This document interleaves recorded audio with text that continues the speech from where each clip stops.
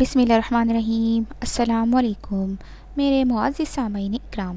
پچھلی ویڈیو میں ہم نے آپ کو بتایا تھا کہ نبی پاک صلی اللہ علیہ وآلہ وسلم اور ان کے خاندان والوں کے ساتھ قریش نے معاشرتی بائیکاٹ کیا تھا اور مسلمانوں نے حبشہ کی طرف دوسری ہجرت کی تھی۔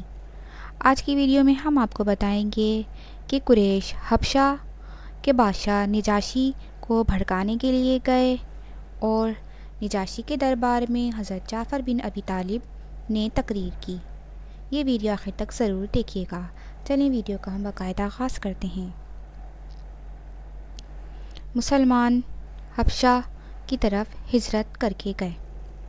اس بات سے قریش کو زیادہ تکلیف ہوئی تو انہوں نے ان کے پیچھے حضرت عمرو بن عاص رضی اللہ تعالیٰ عنہ اور عمارہ بن ولید کو بھیجا تاکہ یہ وہاں جا کر حبشہ کے بادشاہ کو مسلمانوں کے خلاف بھڑکائیں۔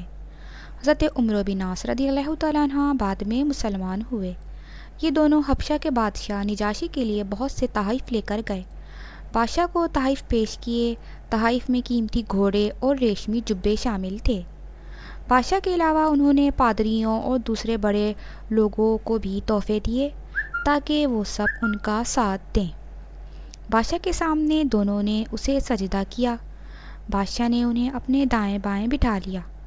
اب انہوں نے بادشاہ سے کہا کہ ہمارے خاندان کے کچھ لوگ آپ کی سرزمین پر آئے ہیں۔ یہ لوگ ہم سے اور ہمارے معبودوں سے بیزار ہو گئے ہیں۔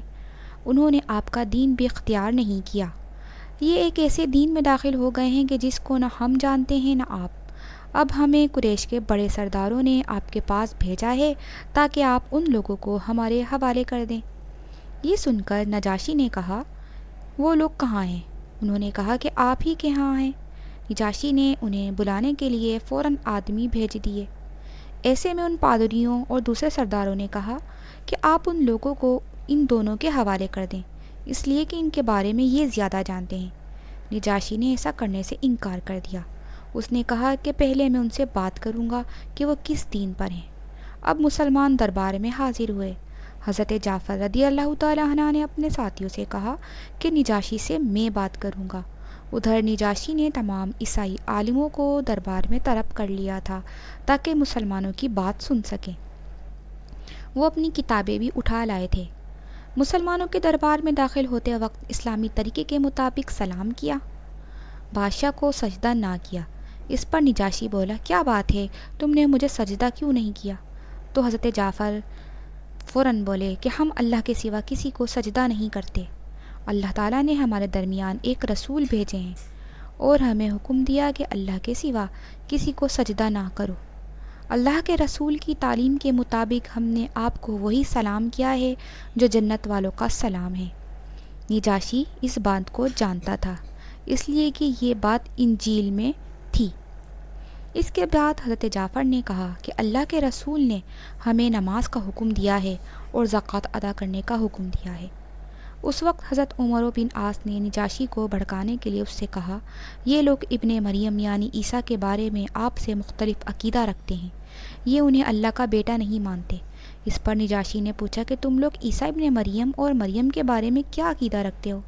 تو حضرت جعفر نے کہا کہ ان کے بارے میں ہم وہی کہتے ہیں جو اللہ تعالیٰ فرماتا ہے، یعنی کہ وہ روح اللہ اور کلمۃ اللہ ہیں اور کنواری مریم کے بطن سے پیدا ہوئے ہیں۔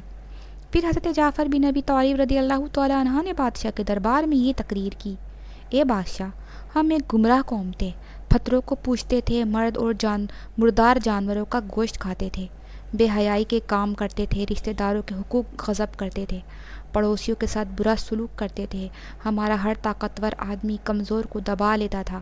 یہ تھی ہماری حالت۔ پھر اللہ تعالیٰ نے ہم میں اسی طرح ایک رسول بھیجا جیسا کہ ہم سے پہلے لوگوں میں رسول بھیجے جاتے رہے ہیں۔ یہ رسول ہم ہی میں سے ہیں۔ ہم ان کا حسب نسب، ان کی سچائی اور پاک دامنی اچھی طرح جانتے ہیں۔ انہوں نے ہمیں اللہ تعالیٰ کی طرف بلایا کہ ہم اسے ایک جانیں، اس کی عبادت کریں، اور یہ کہ اللہ کے سوا جن پتھروں اور بتوں کو ہمارے باپ دادا پوجتے چلے آئے ہیں ہم انہیں چھوڑ دیں۔ انہوں نے ہمیں حکم دیا کہ ہم صرف اللہ تعالیٰ کی عبادت کریں، نماز پڑھیں، زکوٰۃ دیں، روزے رکھیں۔ انہوں نے ہمیں سچ بولنے، امانت پوری کرنے، رشتہ داروں کی خبر گیری کرنے، پڑوسیوں سے اچھا سلوک کرنے، برائیوں اور خون بہانے سے بچنے اور بدکاری سے دور رہنے کا حکم دیا۔ اسی طرح گندی باتیں کرنے، یتیموں کا مال کھانے اور گھروں میں بیٹھنے والی عورتوں پر تہمت لگانے سے منع فرمایا۔ ہم نے ان کی تصدیق کی، ان پر ایمان لائے اور جو تعلیمات وہ لے کر آئے ان کی پیروی کی۔ بس اس بات پر ہماری قوم ہماری دشمن بن گئی تاکہ ہمیں پھر پتھروں کی پوجا پر مجبور کر سکے۔ ان لوگوں نے ہم پر بڑے بڑے ظلم کیے، نئے سے نئے ظلم اٹھائے، ہمیں ہر طرح سے تنگ کیا۔ آخر کار جب ان کا ظلم حد سے بڑھ گیا اور یہ ہمارے دین کے راستے میں رکاوٹ بن گئے تو ہم آپ کی سرزمین کی طرف نکل پڑے۔ ہم نے دوسروں کے مقابلے میں آپ کو پسند کیا۔ ہم تو یہاں یہ امید لے کر آئے ہیں کہ آپ کے ملک میں ہم پر ظلم نہیں ہوگا۔ حضرت جعفر کی تقریر سن کر نجاشی نے کہا، کیا آپ کے پاس اپنے نبی پر آنے والی وحی کا کچھ حصہ موجود ہے؟ ہاں موجود ہے، جواب میں حضرت جعفر بولے۔ وہ مجھے پڑھ کر سنائے، نجاشی نے کہا۔ اس پر انہوں نے قرآن کریم سے سورہ مریم کی چند ابتدائی آیات پڑھیں۔ آیات سن کر نجاشی اور اس کے درباریوں کی آنکھوں میں آنسو آ گئے۔ نجاشی بولا، ہمیں کچھ اور آیات سناؤ۔ اس پر حضرت جعفر نے کچھ اور آیات سنائیں۔ تب نجاشی نے کہا کہ اللہ کی قسم، یہ تو وہی کلام ہے جو حضرت عیسیٰ لے کر آئے تھے۔ خدا کی قسم، میں ان لوگوں کو تمہارے حوالے نہیں کروں گا۔ اس طرح قریشی وفد ناکام لوٹ گیا۔ میرے معزز سامعین اکرام، اس سے اگلے واقعات آپ ہماری اگلی ویڈیو میں ضرور ملاحظہ کیجیے گا۔ جب تک کے لیے اللہ حافظ، شکریہ۔